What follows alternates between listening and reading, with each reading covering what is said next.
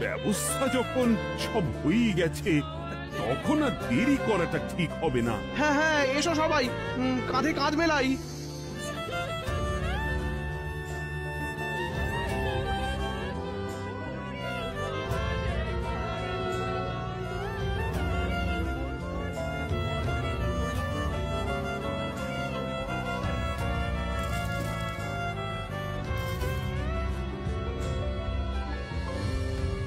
এই দৃশ্য কিনা শেষে আমাকে দেখতে হলো, কিন্তু তবু আমার খুব জানতে ইচ্ছে করছে বাচ্চারা ঘুড়ি ভর্তি মোহর অলংকার সব ছড়াতে ছড়াতে যাচ্ছে কেন, আর গোপালের হাত দুটোই বা ঘাট থেকে বেরিয়ে দুদিকে ঝুলছে কেন?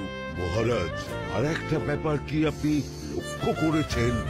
কি বলতো? গোপালের দেহ কারা কাঁধে করে নিয়ে যাচ্ছে? হ্যাঁ হ্যাঁ, ওই তো মন্ত্রী, সেনাপতি, জ্যোতিষী আর পণ্ডিত। আসলে গোপালের এই শেষ যাত্রা আমাদের কিছু শিক্ষা দিয়ে যাচ্ছে মহারাজ। এই যে দেখুন, যারা গোপালকে সহ্য করতে পারত না, এখন তাদেরই কাঁধে গোপাল যাচ্ছে। তার মানে শেষ পর্যন্ত কেউই কারোর শত্রু থাকে না, সবাই মান অভিমান করে কাঁধে কাঁধ মিলিয়ে পার করে দেয়। তাই তো, এই দৃশ্য তো সেই কথাই বলছে। আর ওই যে মোহর আর অলংকার ছড়িয়ে যাচ্ছে, সেটাও বুঝিয়ে দেয় যে এই অর্থ, সমৃদ্ধি সবই ফেলে একসময় চলে যেতে হবে।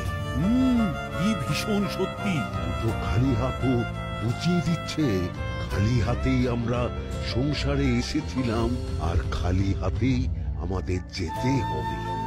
এই চরম সত্যিটা আমি আগে বুঝিনি।